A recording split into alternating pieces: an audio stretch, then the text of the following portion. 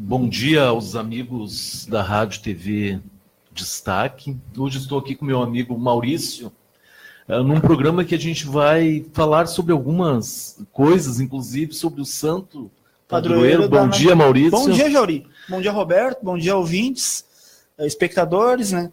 Obrigado ao Destaque mais uma vez por mais uma oportunidade, né? Sempre bom agradecer as oportunidades que a gente ganha na vida, né? Porque é uma porta imensa que se abre, né? Exato, e dizer que esse dia de São Francisco, né, hoje, de Assis. São Francisco de Assis, o santo protetor dos animais. E da natureza, né? E patrono da Itália, inclusive. Patrono da Itália. Olha, o Maurício é Tem uma cultura. Curiosidade, Yuri. Eu sou fascinado por São Francisco de Assis desde que eu era criança. Eu também eu gosto assisti muito aquele dele. filme no meu primeiro programa aqui, inclusive no mês passado, mês atrasado, eu trouxe o Irmão Sol e Irmã Lua, que é um dos meus filmes favoritos do Franco Zeffirelli, né? Tenho também uma... Eu acho lindo aquele filme, a trilha sonora daquele filme eu acho esplêndido. Eu estava assistindo ontem, inclusive, né? Eu acho lindo aquele filme. E uma pessoa, o São Francisco foi um santo, né, que veio de uma família rica, muito numa rica. época na época das Cruzadas, inclusive, em 1206, né, quando eles se converteram. Na verdade, já era cristão e tudo. A história de São Francisco de Assis é um exemplo hoje em dia. Inclusive, eu estou escrevendo agora um filme sobre São Francisco de Assis. É bom se algumas pessoas se despojassem, né? Conhecessem a história de São Francisco de Assis e não quisessem essa riqueza toda que querem acumular, como se fossem levar para o outro lado da vida os bens que estão acumulando. Só uma lua que eu acho muito bonita, que é a cena onde São Francisco joga com o Papa, e o Papa fala para ele, né? Nós sempre nos lembramos do pecado original, mas sempre nos esquecemos da inocência original. Ou seja, hoje em dia as pessoas se preocupam com bobagem, com os pecados, vamos dizer assim, né? E acabam se esquecendo que as pessoas têm capacidade para fazer coisas boas. Né? E às vezes nós mesmos, né, assim, somos meio que... Cabeça dura? Não digo nem cabeça dura, mas somos apegados às coisas, né? Outro dia eu vi uma pessoa sem tênis lá na frente de onde eu moro. Eu digo, puxa, eu tenho vários tênis lá em cima, né? Eu tenho algumas coisas assim que eu já não uso mais e que são bons, porque, né? Eu digo, poxa, eu vou lá em cima buscar um. Eu digo, qual é o número que tu calça dele? Eu uso 42. Eu digo, poxa, eu uso 40.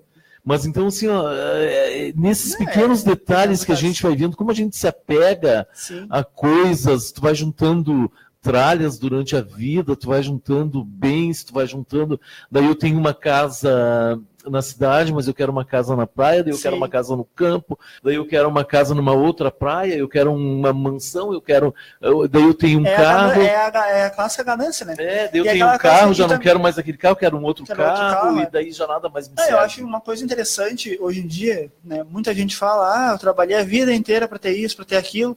É legal porque a pessoa trabalhou, mas tu tem aquilo ali, é um pouco que tu tem. E o que levaremos para o outro lado, né? Exatamente, aí tu para ver que na hora que a gente morre, quando a gente vai em velório, a gente vê o chororô que tem e tudo, e a gente para pensar, né, o fulano ali só se preocupava com dinheiro, o fulano só fazia isso, e olha o que sobrou. Né? Para ver como as coisas são. A própria Bíblia diz, né, acho que se não me engano, no Evangelho de São Mateus, que dinheiro corrói, a traça vem e tudo. E é legal essa filosofia, né, de São Francisco de Assis, que ele levou ao pé da letra o Evangelho de Cristo. Né? Essa semana até apareceu um vídeo ali de uma pessoa colocou uma pessoa morta, né? E aí, assim, as fases em que a pessoa vai se decompondo, daí 3 dias, tu perde isso, tu perde aquilo, 4 dias, tu perde... Então, daí eu achei interessante aquilo, porque eu digo, é bem o que eu penso, sabe? Eu digo, poxa, a gente se apega a tanta coisa, às vezes fica inimigo de quem a gente gosta por dinheiro, porque, claro, as pessoas também aprontam pra gente, né? Mas eu digo que às vezes não é nem por dinheiro, Jori, às vezes é por coisa menor do que dinheiro que a gente fica de mal com a pessoa, talvez pela vida inteira. E quando a gente vai pensar em pedir perdão para a pessoa pelo que a gente fez, é tarde demais. Os apegos que a gente tem, né? E a gente vê assim que algumas pessoas elas lesam, outras com uma naturalidade, com uma tranquilidade, com uma, sabe? E também enganam a gente assim com muita espontaneidade. Eu acho que isso. Eu sempre digo assim, sabe, Jori? Se as pessoas têm capacidade para fazer o mal, elas têm mais capacidade ainda para fazer o bem. Nelson Mandela diz isso, né? É o Nelson Mandela? Nelson Mandela. Eu sempre tive esse pensamento, né? E tem uma frase também do Mahatma Gandhi que eu acho que casa exatamente com os dias de hoje. olho por olho e o mundo acabará cego. Né? É bem interessante mesmo, o olho por olho e o mundo acabará cego. E vai acabar mesmo. Tranquilo, eu vou falando aqui sobre algumas coisas. Então, assim, falar sobre São Francisco, esse desapego de uma pessoa que veio de uma classe muito rica, que tinha muito dinheiro, a família tradicional, e ele então pega, se despe de toda aquela riqueza, sai da família sem nada para ir viver em meio aos seus irmãos, buscando uma qualidade de vida melhor, uma qualidade onde ele possa estar próximo do Deus que ele acredita também, porque ele também já não acredita neste poder que o Vaticano, que a Igreja Católica tem, de esse poderio todo do ouro, das joias, de tudo que cerca a Igreja Católica. Peço desculpas pela minha rápida saída. Tranquilo. Uma pessoa até te mandou um beijo, minha sogra, a dona Raquel. A dona Raquel, um beijão para ela também. E então, assim, esta pessoa, ela se despe de tudo isso. E hoje nós... São Francisco, tu diz... Desculpa, eu tô pegando... Sim. Eu estava falando sobre o São Francisco, voltei a falar sobre ele, né? Sobre esse desapego dele, que é uma coisa que eu acho uma fantástica. Outra personalidade também, que não sei se existiu também, porque... Dizem que existiu, não sei se existe alguma coisa que comprove, é o Buda, né? Siddhartha Gautama também teve essa mesma visão de São Francisco de Assis. Até o seu Miguel, ontem nós recebemos aqui no Museu Destaque a visita da Escola Adventista. Uhum.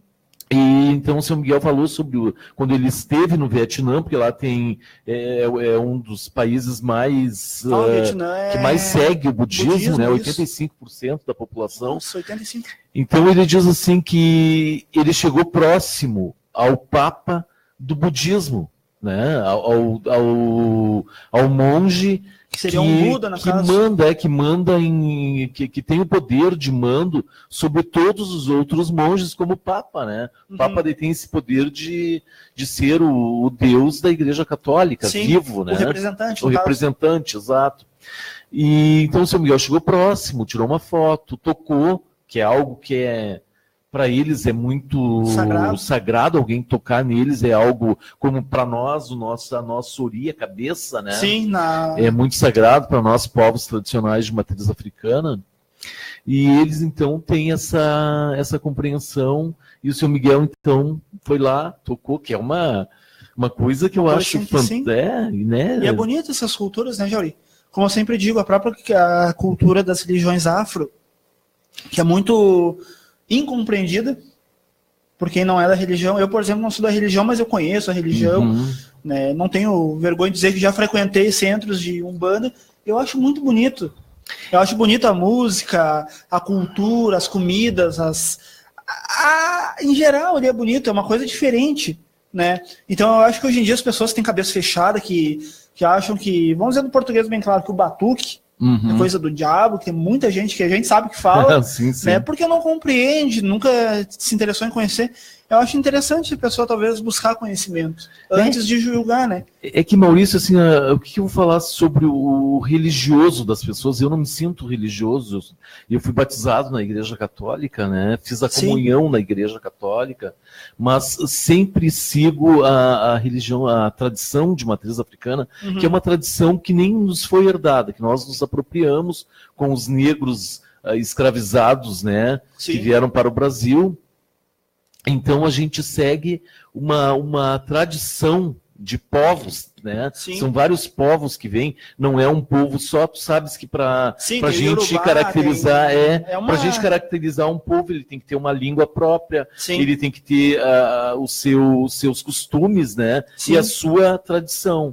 Então, não veio para o Brasil apenas um povo, vieram toda a África. Veio vários, vieram uma coisa eu acho povos, interessante, né? Até na entidade ali que... a África em pedaços também, África em pedaços.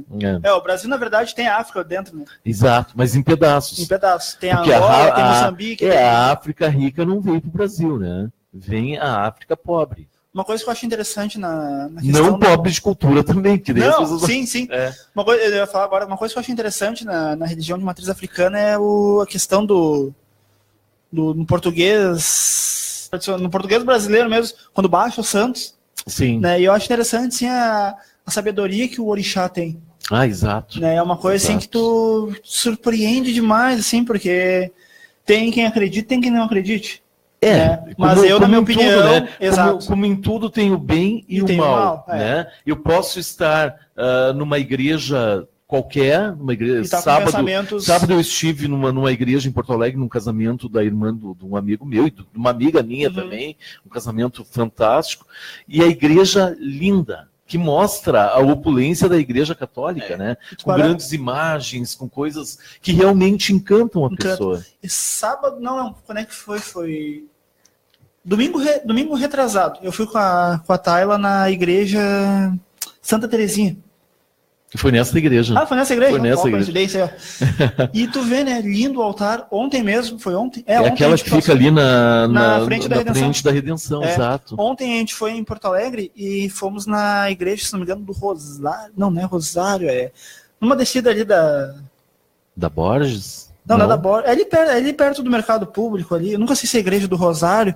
Igreja do Rosário. É a igreja do Rosário ali? É, a igreja dos escravos, né? Que chamam. Não sei, igreja do Rosário. Eita, agora. É uma que tem umas escadarias? Não. A igreja que eu fui com a Tayla é perto da Voluntários.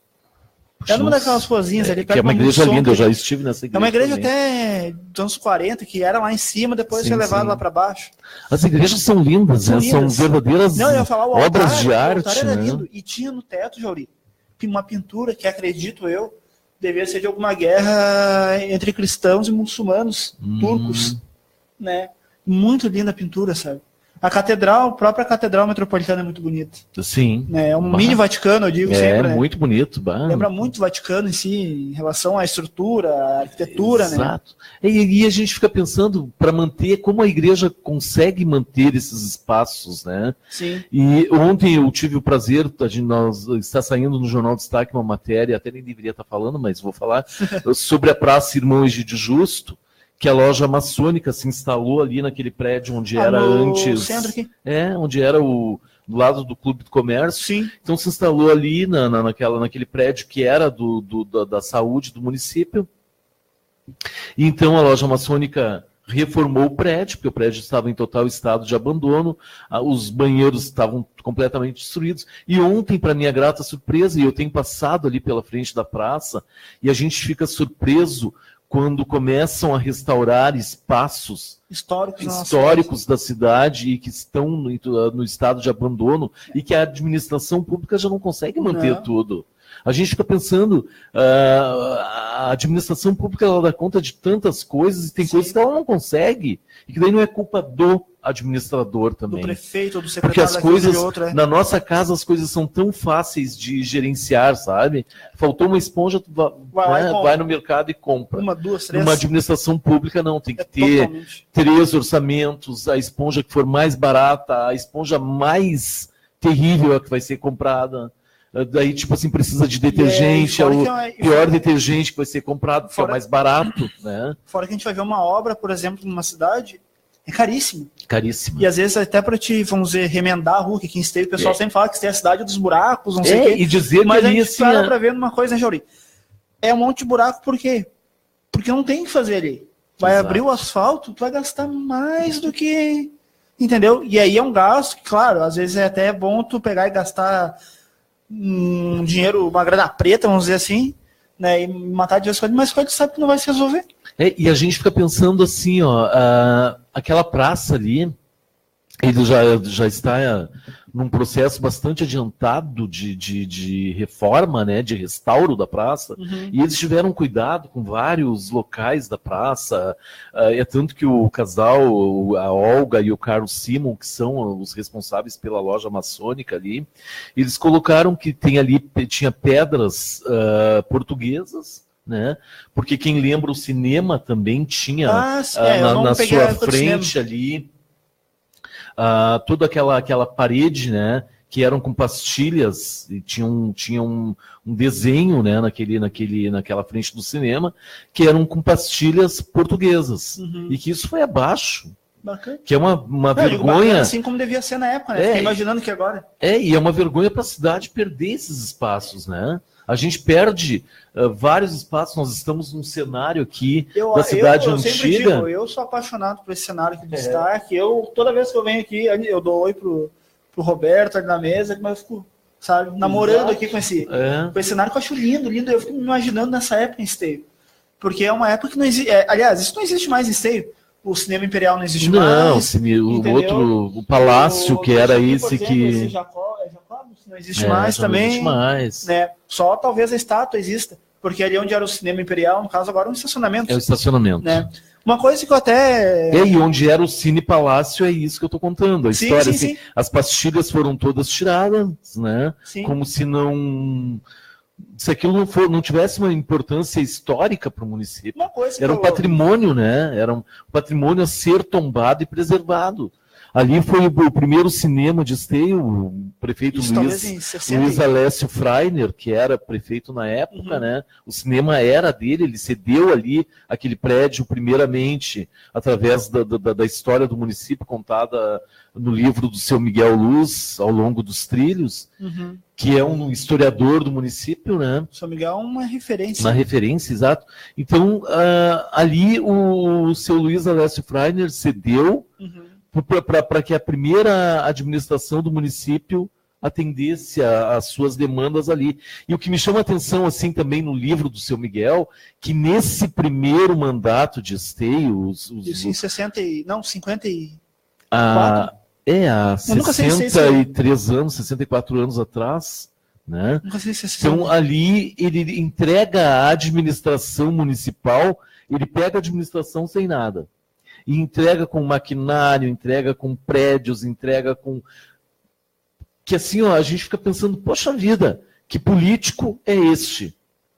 Que faz uma mudança grandiosa, né? Este é o político que nós gostaríamos que tivesse na cidade. Uma coisa, né, Jauri? Esteio não era a cidade de Esteio na época.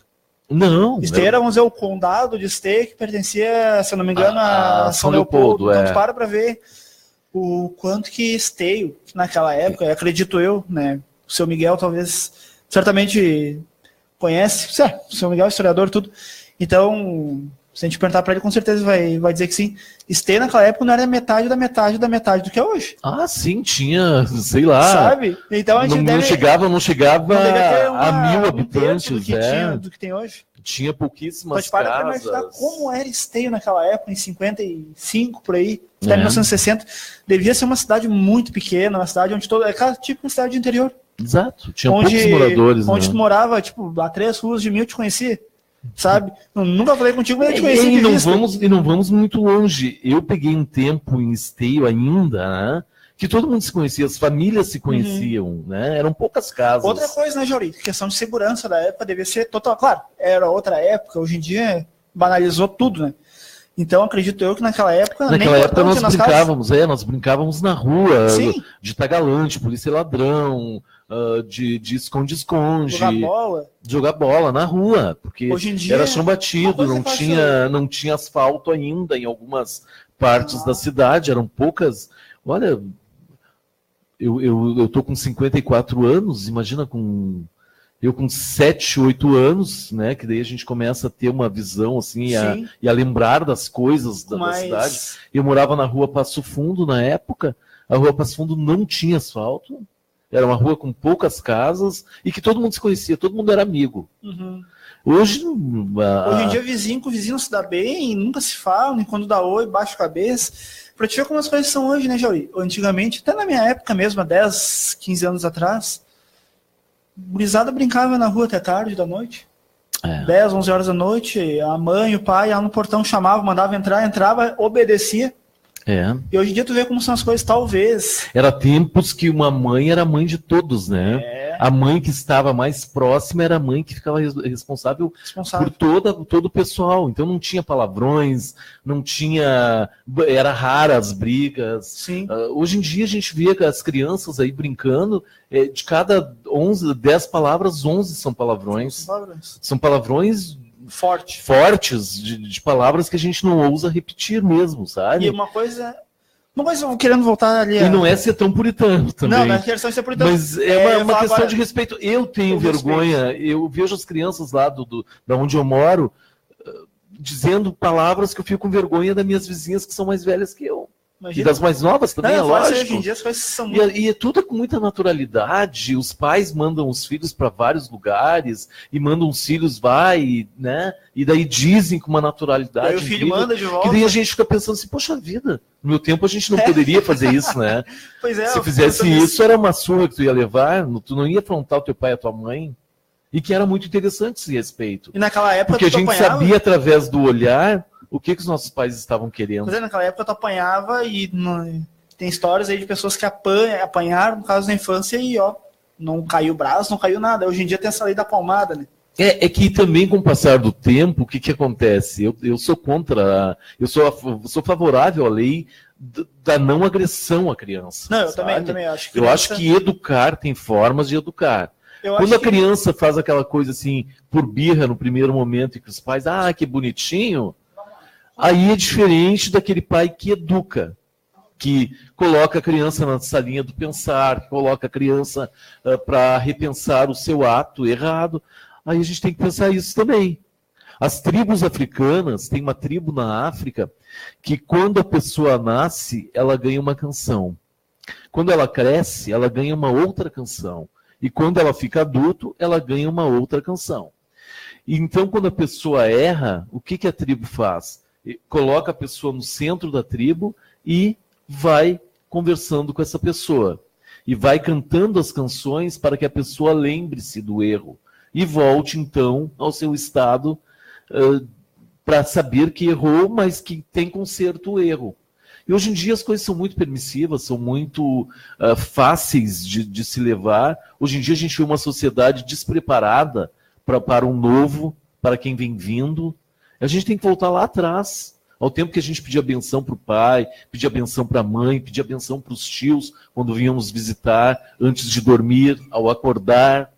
Essas são coisas que são tranquilas, isso. Hoje em dia a gente já não vê mais esse ato da pessoa pedir benção. Benção mãe, benção pai, benção tio, benção aos irmãos mais velhos. A história da benção que a gente eu peguei né? um pouco, sabe, Jori?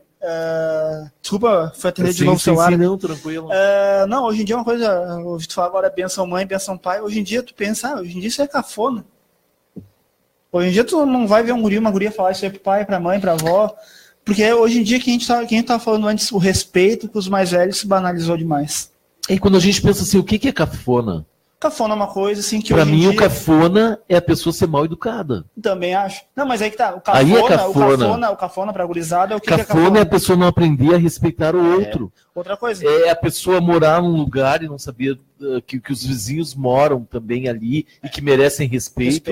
E que pregam, às vezes, moral, né? Sem ter moral. Sim. Porque daí a gente fica pensando assim, tem pessoas que elas acham que elas são o centro do mundo. Sim. Que tudo tem que girar conforme a vontade delas. E aí, às vezes, elas pensam, eu posso cobrar, mas eu não faço por merecer o respeito dos outros. Porque eu moro num condomínio popular e sei do que eu estou falando. Sim. Tem pessoas que eu vejo bom dia, boa tarde, são educadas e sabem morar naquele lugar. E sabem que aquele lugar é lugar de todos. E de respeito. Tem pessoas que moram ali e que não sabem respeitar. Que fazem barulho, que é 1, 2, 3 horas da manhã, eles arrastam móveis, eles pisam forte, eles gritam, eles não falam, eles não conversam. Eu lembrei e aí a gente fica pensando, né, Maurício? Sim. Até onde vai o direito da pessoa? A pessoa também tem que saber que ela tem que respeitar o outro. Se eu vou fazer uma festa, eu acho... tem que ter se for lá uma vez que outra, tranquilo, sabe? A gente respeita isso. Porque nós somos humanos, né? A gente sabe que às vezes a gente vai receber uma pessoa na casa da gente até mais tarde, para quem mora em apartamento. Porque os nossos apartamentos são apartamentos que a gente ouve o barulho do outro, né? Não, tu falou esse negócio de barulho do apartamento, eu me lembrei de uma história que a minha sogra contou. Onde ela mora ali, uma vizinha dela de madrugada, sabe? Madrugada inteira, né? E aí tu para pra ver que isso aí é desrespeito com os vizinhos, né? E outra coisa, né, Jauri? Uma coisa é falar em respeito. Eu acho que numa relação, qualquer tipo de relação, seja relação profissional, namorado, pai, mãe, etc., qualquer tipo de relação, o alicerce da relação é o respeito. Exato. O respeito, entende? Né? E é isso que a gente prega, né? Porque eu acho e será que isso não é uma sonegação E será que isso não é um suborno? O respeito? Eu digo assim, quando a pessoa não respeita. Não, Quando a gente fala em corrupção, tá. Será que essa pessoa não está agindo de uma forma corrupta? No momento em que ela não respeita o outro? Quando ela vai numa fila, quando um idoso vai numa fila de banco e pega as 2 fichas. Não, isso é corrupção.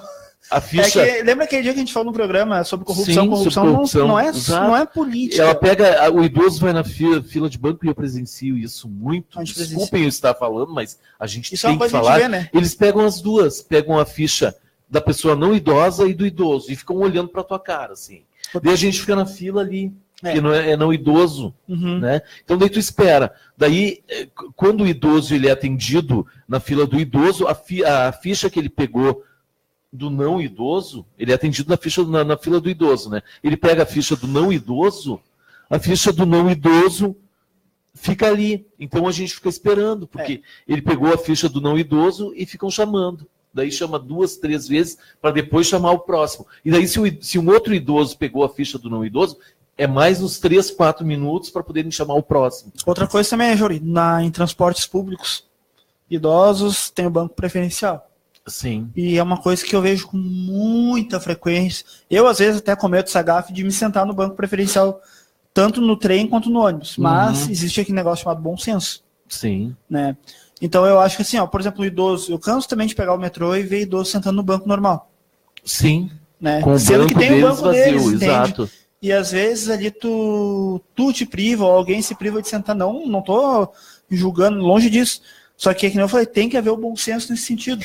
As pessoas têm que aprender a se educar, né? Outra coisa também, não sei se já aconteceu contigo, tu tá subindo na lotação, ou tu tá descendo, não, especialmente quando tu tá descendo da lotação, e tem algum idoso, por exemplo, e antes tu botar o pé para te descer, já tá subindo. Ah, sim. Isso é ruim, porque tu não sabe como reagir no momento, entendeu? Ou agir. Daí tu volta para trás, deixa ele entrar para depois poder sair. E ainda houve desaforo, né? Eles têm que ter um pouquinho de sensibilidade, sim. Claro que a pessoa idosa, a gente entende que tem N problemas, já tá, né? Sim. Mas a gente também tem que começar a ficar atento aos sinais. Ficar atento a este tipo de coisa. Isso também é corrupção, né? Corrupção é uma coisa muito... É amplo. Isso. É amplo. Eu penso que um vizinho te desrespeitar, fazer barulho até, sabe? E eu tô meio irritado hoje porque aconteceu isso hoje de novo lá onde eu moro. Porque as pessoas às vezes daí querem pregar moral. Porque daí querem falar do outro. Como é que eu vou falar do outro se eu também erro? Todos erramos, somos humanos. Todos, exato. Uma coisa que eu acho que o ser humano, ele... Quem eu falei aquela hora, se o ser humano tem capacidade de fazer o mal, tem capacidade para fazer o bem. E voltando a um assunto ali que a gente estava falando, uns 5 minutos atrás, de esteio, eu até gostaria de sugerir uma coisa, e vamos entrar talvez no assunto de cinema também, como a gente estava falando. Não sei se esteio tem pessoas que lidam com maquetes. Também não sei. Bons profissionais. Eu até gostaria de sugerir, se alguém teria interesse, até conversando com o seu Miguel mesmo, de fazer uma maquete de esteio de 50 anos atrás. 60 anos atrás, resgatar a esteio como era. Maquete é uma coisa cara, né? Eu entendo que seja caro, mas é uma sugestão. É uma sugestão. É uma sugestão interessante, tudo, né?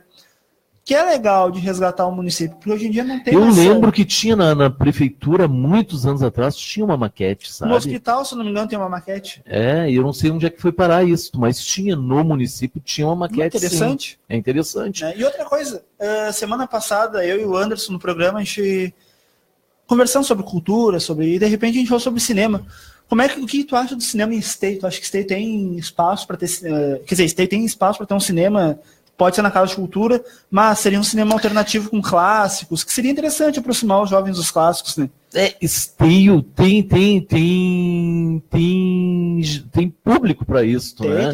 Agora, eu vejo com uma certa, não digo preocupação, mas manter um espaço de cinema é caro. Porque tem que ser um espaço bom, né? Sim. Nós não temos condições hoje de concorrer aí com espaços, com Canoas, com São Leopoldo, que tem espaços... Eu não digo cinema assim como é que pode, o cinema do povão, no sentido de passar filmes atuais, filmes comerciais. mas passaram filmes alternativos. De época, né? Filmes antigos, que nem Pasolini, que eu sou fã.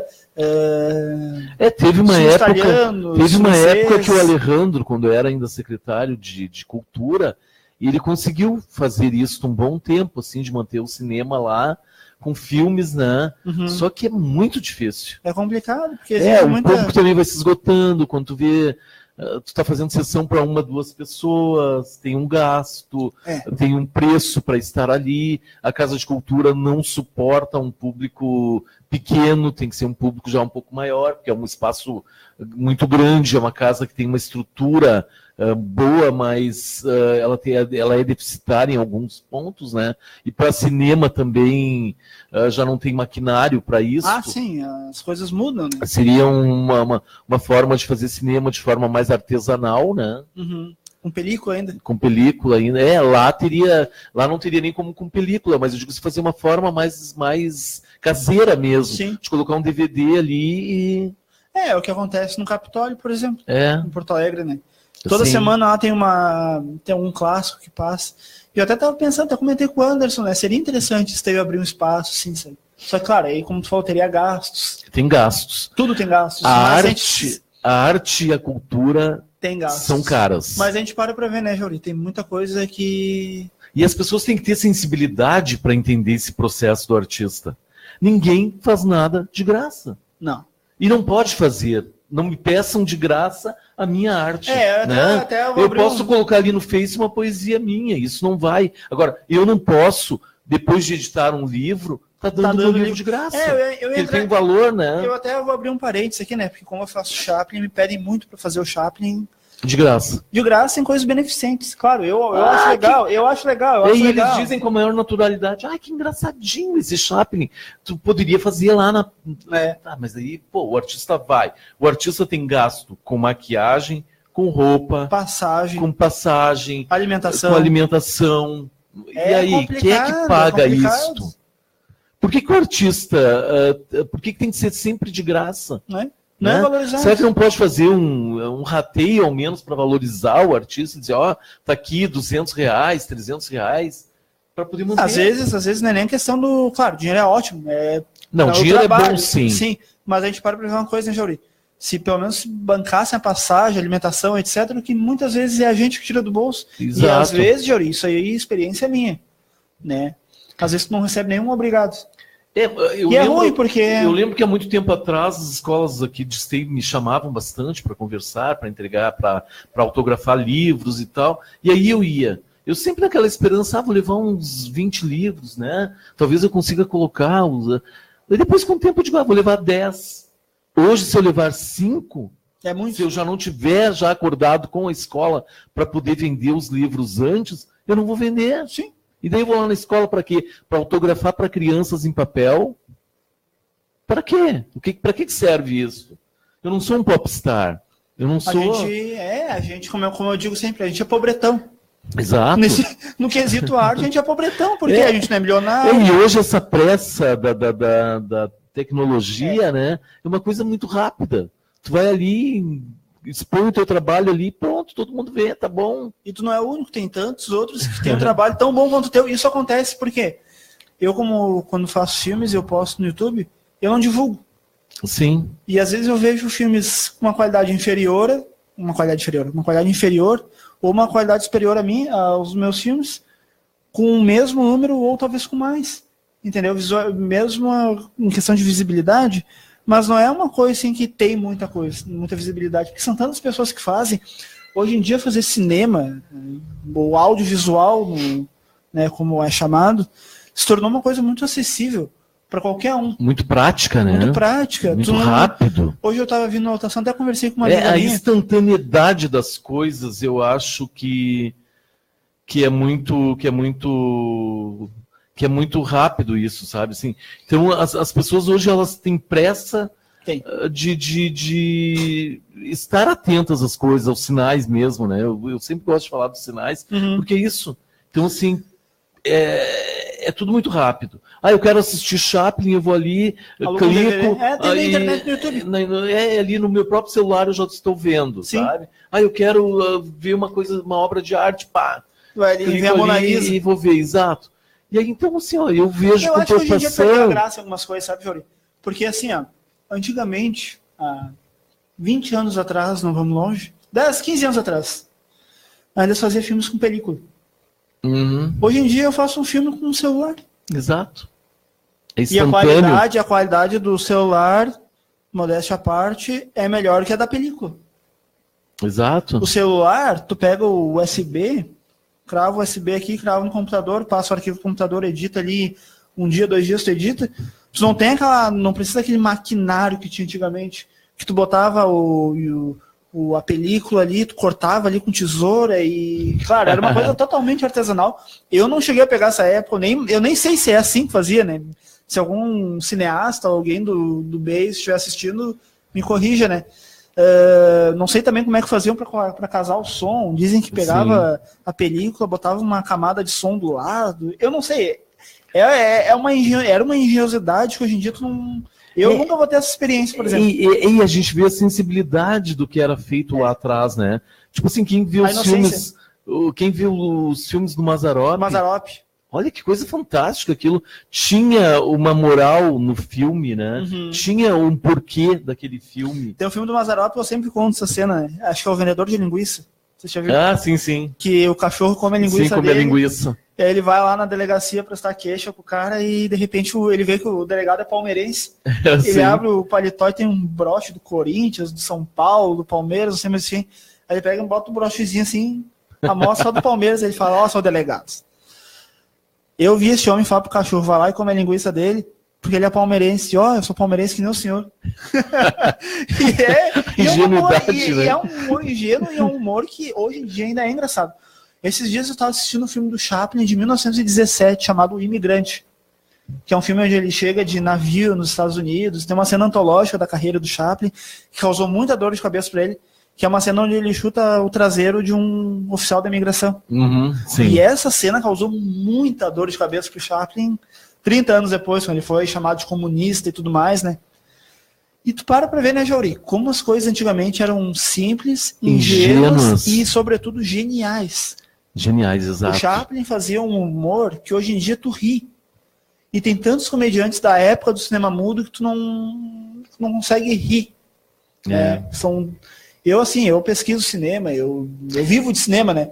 Então eu entendo muito bem da história do cinema mudo e tem muitos comediantes tão bons quanto o Chaplin que hoje são esquecidos. Exato. Por exemplo, um cara que influenciou muito o Chaplin, que era o Max Linder, que era um comediante francês que se suicidou em 1924, junto com a esposa dele, é um artista esquecido hoje em dia. Ninguém sabe que é o Max Linder. É como os palhaços, os clowns, né? Os clowns, que a gente fica assim pensando, poxa, a ingenuidade, a delicadeza, a simplicidade do trabalho que eles, né, faziam. Mazzaropi, eu lembro quando o circo Orlando Orfei vinha a Porto Alegre e tinha circos que vinham a Esteio também.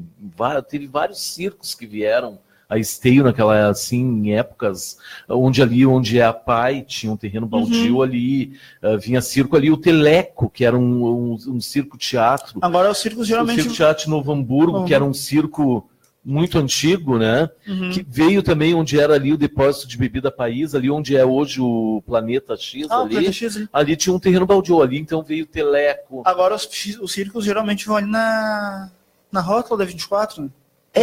Também faz muito tempo que já não vem mais, até porque os circos também estão em fase de extinção, né? Porque para manter um circo E é uma arte ingênua, né? E aí eu falando sobre os palhaços, assim, eles eram carregados de uma simplicidade, porque o Orlando Orfei, os palhaços não eram pantomima? Era pantomima, né? Porque eles não falavam e assim, e tu entendia todo o processo. A linguagem corporal. A linguagem deles e a forma como era feito aquilo, assim, que até hoje eu tenho na memória algumas cenas, assim, dos palhaços, da ingenuidade, da leveza do que eles faziam, né? Da crítica deles de uma forma sadia e tranquila, e daí também quando a gente vê no Brasil a época da ditadura, que aí a gente também abre um leque de pessoas inteligentíssimas, Caetano Veloso, Chico Buarque de Holanda, que trazem uma leitura de Brasil com uma simplicidade, com letras que estão aí até hoje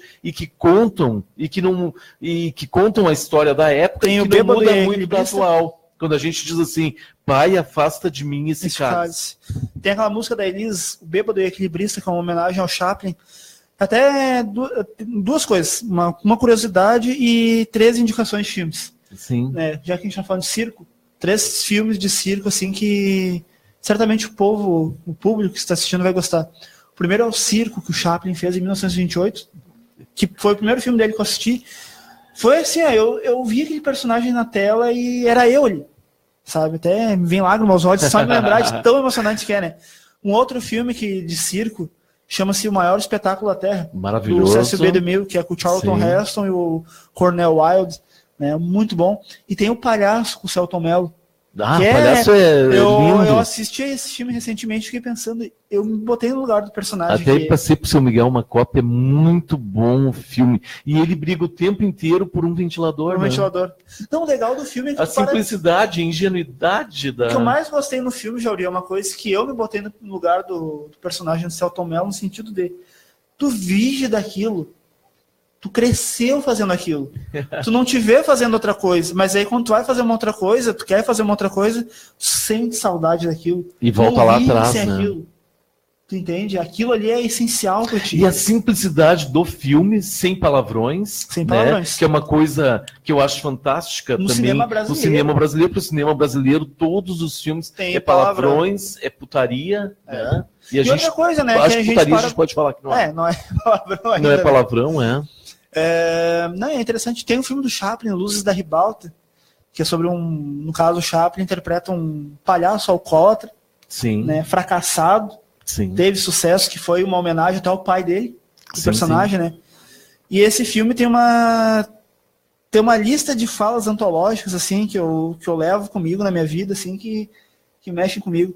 Tem uma cena interessante que o Calveiro, que é o personagem do Chaplin, diz que eu odeio teatro. Assim como o sangue nas minhas veias, sabe? Poxa. E tem uma outra frase no final do filme, que acho que aquela frase define todos nós. Sou como a erva daninha, quanto mais me podam, mais eu cresço. Isso é fantástico. E uma outra, agora eu vou falar uma curiosidade, falou em Caetano Veloso, a gente falou de Irmão Sol e Irmã Lua no começo, né? Sim. O filme Irmão Sol e Irmã Lua, que foi produzido entre 1971 e 1972, o primeiro ator, assim, na verdade, que foi cotado para fazer São Francisco foi o Caetano. O Caetano Veloso. E outra curiosidade, os Beatles também foram cotados para fazer o filme. Né? Sim. E aí eu não sei por que cargas d'água o Caetano não fez o filme. Né? Tem lendas por trás. É que assim, ó, o Caetano Veloso, o Ney Matogrosso, ele diz com muita propriedade, tipo assim, já me convidaram para dirigir filme. Uhum. Ele diz isso num dos DVDs dele, ele diz assim, eu não vou fazer algo que eu não saiba fazer. Ele disse assim, não me peçam para fazer alguma coisa que eu não sei. O Ney sabe dirigir show. Sabe dirigir show. Mas vamos ser bem sinceros, o Ney não é cantor, o Ney não é ator, o Ney é um artista genial. E completo. Porque o Ney, eu não consigo, eu vendo vídeos do Ney, eu nunca fui a um show do Ney Matogrosso. Mas o cara é um ator no palco. Ou seja, o Ney Matogrosso, ele é um ator, ele não é um cantor. E as genialidades do Brasil, né? Chico Buarque, eu acho que é um monstro sagrado. Eu não sou muito assim, como é que eu posso ser, Jauri? Com a modéstia. Eu não sou muito, não vou dizer que eu não sou fã do cara, mas eu não sou muito íntimo do Chico como eu sou do Caetano. Sim. Entende? Eu não conheço muito a obra do Chico. Eu já fui muito mal interpretado em dizer que, para mim, o Chico Buarque não representa muita coisa. Eu não conheço a obra dele. Não, ele representa. Eu entendo que ele representa, mas eu tô dizendo Maurício, né? No caso, sim, é um cara que é músico, que é escritor, que é, né? Talvez se eu pegar e me sentar e escutar uma coletânea dele, aí pode ser que... Mas eu não conheço, nunca assim me sentei para escutar. E eu recomendo para que tu leias a Ópera do Malandro dele. Ópera do Malandro. Que é fantástica, é uma obra teatral, né? Uhum. Que já foi encenada no Brasil diversas vezes. É um trabalho lindo dele, que conta, né, a fase da ditadura militar ali. Que é um período que a gente sempre tem que relembrar, passou, né, exato, e tem que relembrar. E eu tenho até lá em casa, se tu quiseres eu posso estar te emprestando.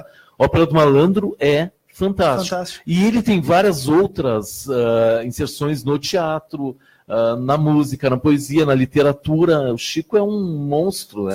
Acho que até mais que Caetano Veloso. Porque o Caetano Veloso transita pela música, né? O Caetano é um ator, é um Ney Matogrosso mais cantor.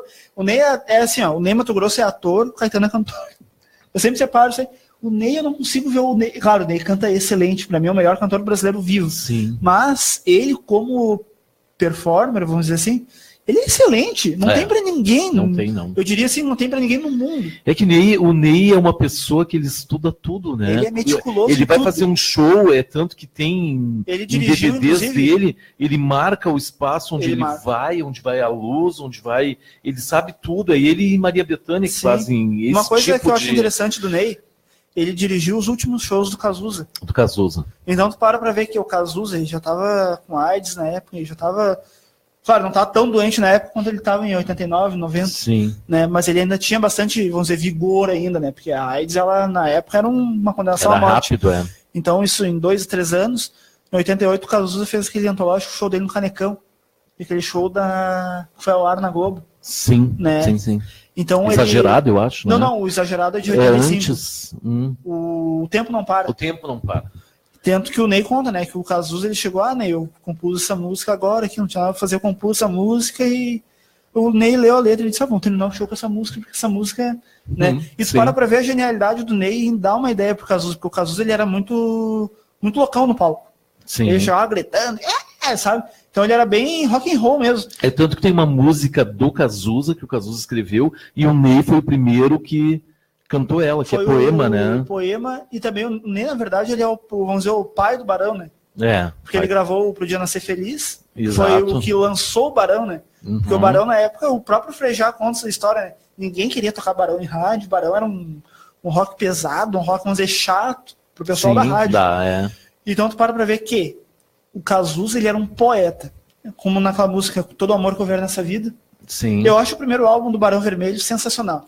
O Cazuza é de uma sensibilidade incrível, e o Renato né? Russo são dois gênios ímpares, né? É único, são únicos. Eu sempre digo assim, ó, o Cazuza era poeta e o Renato era filósofo. Né? Ou as letras que o Renato fazia, né? Por exemplo, Se Fiquei Esperando Meu Amor Passar. Né? É uma música assim que eu acho uma simplicidade. Uma frase, né? De uma coisa, Se fiquei esperando meu amor passar. A letra é bonita e termina. Começa falando se fiquei esperando meu amor passar e termina com Cordeiro de Deus que tirar os pecados do mundo. E é interessante a letra, é interessante a forma como o Renato ele fazia as letras, né? Por exemplo, Andréa Doria, que é a minha favorita do Legião. Né? É uma letra fascinante. Daniel na Cova dos Leões também é outra letra muito... São coisas muito interessantes. E é interessante essas músicas da Legião Urbana, essas duas que eu citei, o Andréa Dora e o Daniel na Cova dos Leões, porque não são músicas comerciais e são músicas com uma poesia, uma sensibilidade ímpar. Né? Andréa Dora fala de amizade, fala de amor, fala sobre diamantes em pedaços de vidro, né? Fala de um amor. Daí tem um poeta brasileiro que é pouco lido também, o Paulo Bonfim, que fala também sobre, né, esse processo do amor, né, um amor em tempos assim, intranquilos, amor em tempo de guerra mesmo. Né? E daí ele coloca ali, ai de nós que clamamos contra a vida com punhos de cristal. Nós que somos poetas, a gente tem nossas, como é que posso dizer, influências e inspirações. Como amor, como morte. Eu sou um cara que gosto de transitar entre o amor e a morte. Eu acho que a minha poesia, eu destaco ela como trágica. Porque da mesma forma que eu falo de amor, eu falo de morte. E quando eu tento filosofar na poesia, né, eu acabo soando um pouco, não digo depressivo, mas um pouco... Piegas. Talvez, não digo... Não, eu digo que talvez eu tenho uma influência muito Chopin. Frederico Chopin, melancólica. Melancólico. Né, que eu gosto da melancolia. A melancolia me inspira na minha poesia. Eu acho que. Eu não sei se tu também te inspira muito na melancolia. Ou... São os momentos em que a gente atravessa assim, coisas da vida que vai te inspirando, né? E daí as pessoas dizem, tu tem que ficar um tempo em frente ao computador para poder te inspirar. Eu gosto de escrever. As coisas vêm naturalmente, né? Eu sento no meu quarto, começo a escrever versos e versos e versos. E daí depois você vai tirando. Sim, e aí tu vê assim, olha, esses dias eu tava vendo cadernos meus, eu tenho uma pilha de cadernos, assim, aqueles pequenos de espiral, uma pilha assim lá em casa, de poesias que eu escrevo desde 2011. E eu tava lendo negócio de 5, 6 anos atrás, eu fico pensando, nossa senhora, eu nem lembrava que tinha escrito isso. Eu nem lembrava que eu escrevi isso para essa pessoa. Nossa, essa guria, esse meu amigo, sabe? Essa guria que eu gostava e acabou não dando certo. Hoje em dia, ó como é que é o amor, né? E tem coisas que a gente escreve, que a gente vai ler hoje, de tempos atrás, que a gente escreveu, e que a gente vê que parece tão atual, né? Assim, Sim. parece tão presente na vida da gente mesmo. Eu compus uma né? música em 2013, no auge daqueles protestos, o Gigante Acordou, chamado Pátria Amada, que o refrão é: ó Pátria Amada que é adorada, ó Pátria Amada que está abandonada. Sim. Então é uma coisa que ainda hoje é real. É real, né? Está Infelizmente, aí, né? É uma pena, né? Isso pena. no Brasil, assim. Eu espero que os que estão vindo aí possam curtir um Brasil melhor, né? Ter um Brasil melhor. Sim. Um Brasil é um país tão maravilhoso e tão... O Brasil é um país novo. É? Jori, eu vou te fazer um convite para ti e para o pessoal que está assistindo e escutando nosso programa. Sexta-feira agora, né? Primeira sexta-feira do mês, na usina do gasômetro. Vocês conhecem o João dos Livros? Sim, sim. Onde que perdemos ele ano passado. Sim, né? sim. Eu sei quem era ele. Uma pessoa fascinante. Sim. Uma pessoa sem conhecimento de literatura fantástico. Muito amplo, né? Todas as primeiras sextas-feiras do mês tem um sarau poético ali onde era a garagem. Como é que se diz? É o sarau da garagem, né? Sim. Então fica aberto para os meus amigos, ouvintes que gostam de poesia, que gostam até de música, que lá tem gente que toca música, né? Gosta de um bom papo, irem lá, é 6 horas geralmente, né? Então é bacana. Né? E Maurício, a gente também não pode esquecer de dar uma faladinha, porque o programa daqui a pouco termina sobre o Tutu Bolinha, né? Então aqui, quem disse que a vida não tem preço? Que é uma lástima a gente ter que estar pedindo para a saúde de uma criança.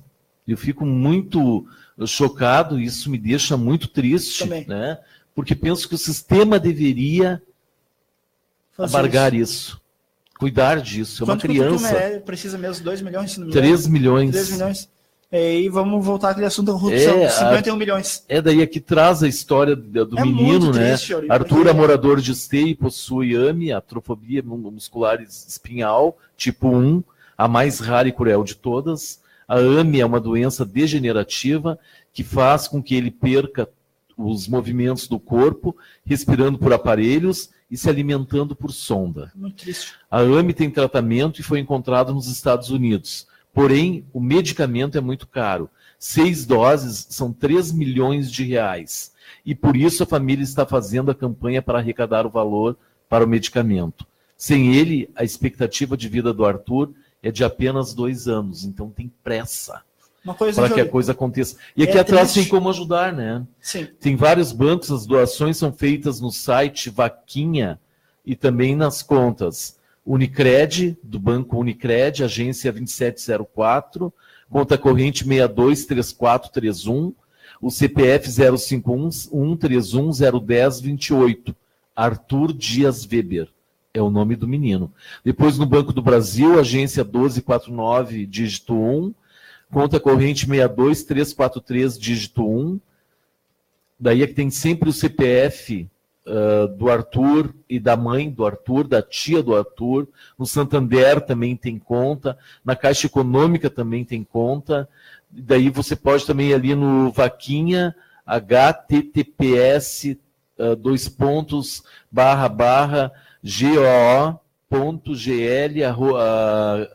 de novo AQMA minúsculo KM maiúsculo HCL, tá?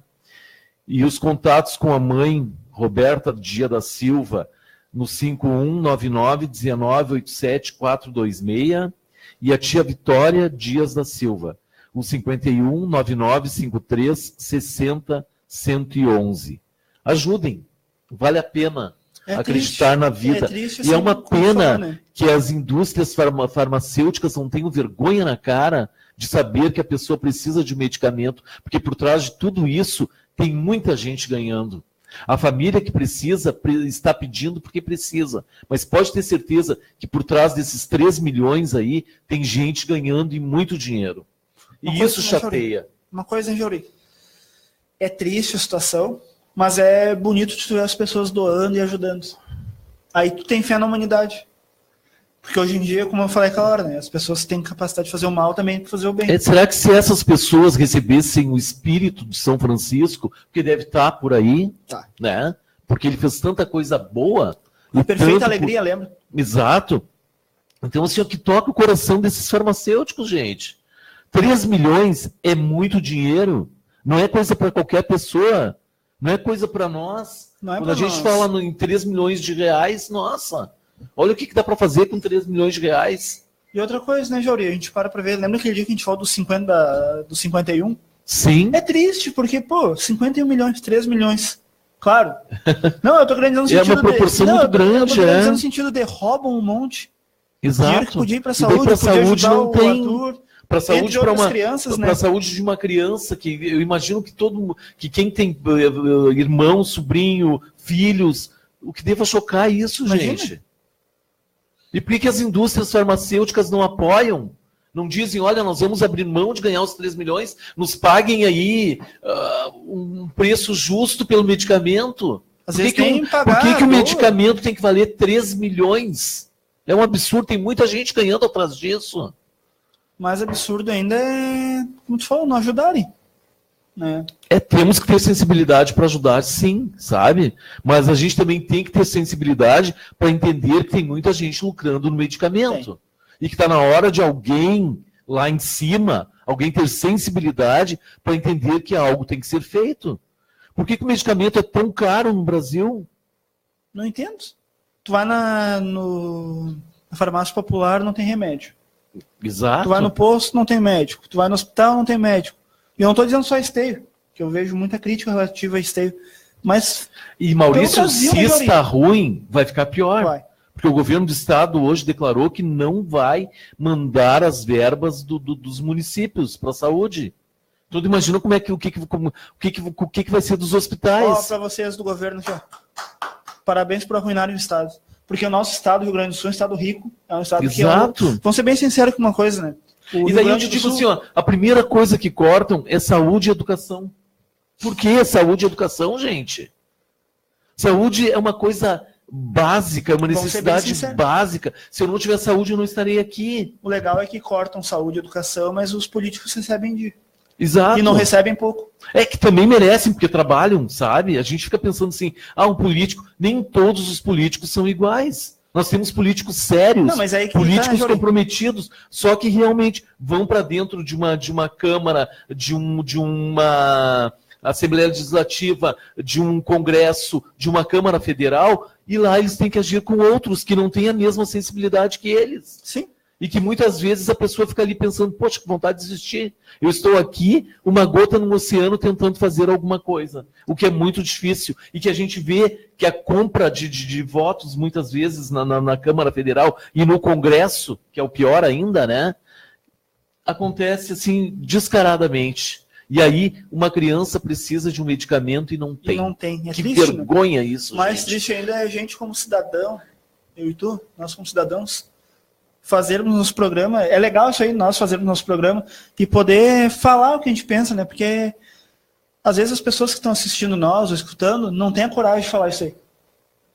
Mas a gente tem que ter coragem. Tem que ter, né, Jauri? Porque assim, é triste, ó. Por exemplo... As minhas contas quem paga sou eu. Sim, outra coisa, tu é professor, né? Tu não está agora exercendo a profissão de professor. Mas imagina quantos professores não estão recebendo em dia. Agora eu te digo uma coisa. Ontem eu fui no Neja, Cardeal Schaeffer, se não me engano, e até conversando com uma professora lá, meio que acabei discutindo com ela no sentido dele. Eu entendo o lado do professor, óbvio. Só que o professor também devia entender o lado do aluno, no sentido de fazem a greve, eu acho justo. Só que também acabam prejudicando os alunos, que não é culpa do professor, a gente sabe que não é. Tá, mas aí quem prejudica o professor pensa? Exato. Sabe? É isso que eu ia chegar agora. Onde é que a corda é uma arrebenta? pirâmide, É uma pirâmide. Tá? É uma pirâmide. Ó. Aqui é o governo, o professor, o aluno. Isso prejudica isso, que prejudica isso. Exato. Aí tu para pra ver, isso prejudica isso, isso aqui tá ganhando. Isso aqui não tá. Isso aqui tá na rua fazendo besteira. Não tô certo? Sim. E é triste, né, Jauri? Porque a gente não tem o que fazer. Por mais que a gente fale... Mentes desocupadas são oficinas do capeta. E isso a gente diz. Essa frase né? É antiga, é uma antiga, coisa né? que... Né? E a gente para ver, né? É triste, porque isso não apoia isso, que não apoia isso. Quer dizer, isso não apoia isso, que apoia isso. Aqui está a fatia maior, né? A gente, né? Claro que nós estamos pegando aqui a latinha do Tutu Bolinha, que a gente só um espera exemplo. como exemplo. Mas é verdade, quem está no topo, está no topo. Quem tem dinheiro para ir, para pagar um bom convênio médico, ele não vai se preocupar com quem não tem recursos. Quem pega um bom ônibus, não vai se preocupar que tem um bom carro, não vai se preocupar com quem pega uma lotação ou um ônibus. Quem anda de avião o tempo todo, para cima e para baixo, não vai se preocupar com o preço da passagem do transporte coletivo de uma cidade. A gente para ver que não está nem aí para isso. R$3,50 o valor de uma passagem. É absurdo para nossa cidade, mas aí, Esteio tem... o transporte de Esteio é muito bom. É muito bom. Eu digo isso. sempre isso, assim. Mas eu acho que é uma das melhores cidades que tem um transporte coletivo, sabe? Só que o valor é um pouco alto. Exatamente, isso que eu falo. O transporte é bom, mas o valor não condiz com a cidade. Eu já andei em transportes em várias cidades, inclusive em Brasília, que para te andar em Brasília com ônibus é um horror. Os ônibus estão caindo aos pedaços, hiperlotados, sem ar-condicionado, é muito calor lá, né? Então, aquelas pessoas assim. Então, o transporte coletivo em Brasília, que deveria ser um exemplo, não é. Então, tu imagina como deve ser lá para cima no Nordeste, lá em Pernambuco. Lá no Maranhão, lá na Amazônia. Lá Se é que tem transporte coletivo em alguns lugares lá também, né? E é triste a situação lá, né, no Nordeste. Eu fico muito triste. Eu acho que se tem uma cidade que tem tanto recurso positivo, sabe? Tem tanta coisa boa nessa cidade. Mas as pessoas só veem as pessoas boas nessa cidade. Por isso que eu não saio daqui. Sabe? Tem muita gente boa em Esteio. Muita gente querendo que a cidade dê certo. Tem as pessoas negativas que só veem o lado ruim das coisas? Tem. Como em qualquer cidade tem. Mas Esteio tem muita coisa boa, gente. E vamos nos despir. Vamos prestar atenção no São Francisco. São Francisco de Assis. Né? São Francisco de Assis. Voltando lá no início do nosso papo aqui, vamos tirar os sapatos e começar a usar sandálias. Andar descalço, sentir a terra embaixo. Andar descalço, sentir a terra. Eu acho tão bonito uma frase do filme Irmão Sol e uma Lua, que ele diz para um seguidor dele, que vai seguir ele depois, né? Diga para o imperador para ele deixar o palácio vazio, deixar os passarinhos fazer ninho na sua coroa. Por que vale tanta riqueza se... Né? Isso ele disse pro Papa, né? Ele disse pro Papa, inclusive, né? Depois ele disse pro Papa. A história do São Francisco com o Papa Inocêncio III é interessante, porque o Papa não queria receber eles. Sim. Eles foram, se não me engano, eram 12 seguidores, né? Tem um filme também que fala sobre a papisa Joana, né? A primeira mulher que foi Papa, que claro que a Igreja Católica deve vamos dizer, preservar muito bem isso. Lenda urbana, né? Mas eu acho interessante. Mas me parece que não, parece que realmente é real, né? Tem dois filmes sobre São Francisco de Assis também bem bons, né? 3, inclusive, que é o Arauto de Deus, que é do Roberto Rossellini, que é um filme de 1951, né? Que são com atores amadores, né, na Itália. Tem São Francisco de Assis, com o do Michael Curtiz, né? Que passava muito na Globo, de madrugada, no Corujão. Tem o Irmão Sol e Irmã Lua. Aliás, os filmes bons sempre passam na madrugada. Na madrugada, né? Tem o Irmão Sol e Irmã Lua do Zeffirelli, que eu sou fã do Zeffirelli. Eu tenho esse filme. Zeffirelli, pra mim, é um dos meus cineastas favoritos. Ele fez Jesus de Nazaré, que, na minha opinião, é a melhor adaptação da vida de Cristo. Da vida de Cristo. Fez também O Campeão, Romeu e Julieta. O Campeão é um filme... É um daqueles filmes que dá uma facada no coração, né? Muito lindo o filme. E tem um filme, até não sei se é muito conhecido no Brasil, né? Que é Francesco, que é com Mickey Rourke. Que é da Liliana Cavani. É um filme italiano de 89, que é com a Helena Bonham Carter, que faz Santa Clara, e o Mickey Rourke, nunca sei dizer o nome do cara, né, que depois acabou usando drogas e acabou lutando boxe, acabou decadente, né? Tem até trilha sonora hoje. Acontece, o Roberto aqui. Né? É interessante o filme O Francesco, que é mais fiel à história de São Francisco. Sim, né? sim. E é bem não agora tem um filme que fala também sobre o Vaticano, né? Habemus Papa.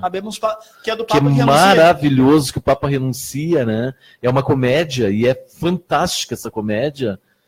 Eu já assisti, é muito bom. Eu tenho lá em casa também, muito bom o filme. Tem as Sandálias do Pescador. Com Anthony Quinn, de 1968. Eu tenho esse filme, também esse filme, E é interessante o filme porque esse filme é até uma profecia, vamos dizer, ao próprio Vaticano. Ao próprio. Porque o Karol Wojtyła, que foi o Papa depois Na verdade, na época que o filme foi feito, em 68, era o Paulo VI. Isso. Depois faleceu e veio o João Paulo I, que durou apenas 33 dias, depois veio o João Paulo II, que foi o primeiro Papa não italiano em 400 e poucos anos, né? 400 e poucos e é anos, interessante né? Isso aí, né? Porque o Karol Wojtyła, ele veio de uma região que era assolada pelo comunismo, que era o principal inimigo da Igreja Católica na época, né? Sim, sim. Porque na Polônia lá era fazer fronteira com a Rússia e com toda aquela região, Sim, sim. não digo nórdica ali, mas região leste da Europa, né?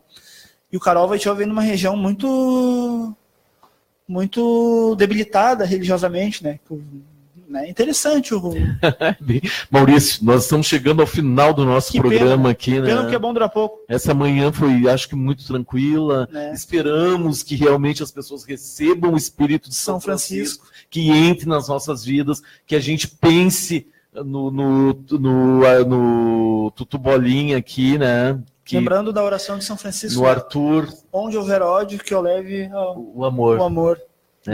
Onde houver tristeza, discórdia, que eu leve a esperança. É muito bonita aquela oração, porque é uma oração assim de contrastes, né? Exato. O amor e o ódio. E tem o final que diz que é dando que se recebe, né? E é morrendo que se vive para a vida eterna. Mas mais bonito que isso é o amando que se é amado. Que se é amado. Né? E é perdoando que se é perdoado. Perdoando né? que se é perdoado. Uma coisa que hoje em dia nós esquecemos. E a gente não perdoa facilmente, perdão, né? Não. É muito difícil a gente dar o outro lado, porque nós o somos outro lado da face. Né? Não, é muito difícil ter o outro lado da face. Isso não é para qualquer pessoa. Eu não me sinto preparado para isso. Se me derem um tapa de um lado, vou dar do outro. Tem que ser louco. Vou ter que retornar, eu não vou perdoar uma pessoa que me fez mal. E nós paramos para ver, né? São Francisco de Assis viveu há 800 anos atrás. Quanto que o mundo mudou em questão de tecnologia, mas em questão daqui da cabeça é a mesma coisa. Hoje em dia, nós estamos com os mesmos conflitos daquela época. Ganância, ódio, intolerância religiosa, né? Cristianismo e islamismo hoje em dia é uma nova cruzada que está acontecendo, infelizmente. Mas Maurício, essa intolerância religiosa vai ser motivo para um outro bate-papo. A gente vai fazer um programa mais lá na frente, né? Para falar só sobre intolerância religiosa. O que é intolerância religiosa e o que não é. Porque as pessoas hoje em dia elas dizem assim: eu sofri intolerância, eu sofri racismo, eu sofri homofobia, mas tem algumas coisas também que não são bem assim. Tudo tem os dois lados da história. Sabe? Então, enfim, por hoje. Um bom dia para todas as pessoas que estavam nos ouvindo aí. Agradecer, hoje eu não consegui acompanhar aqui no meu prompt, né?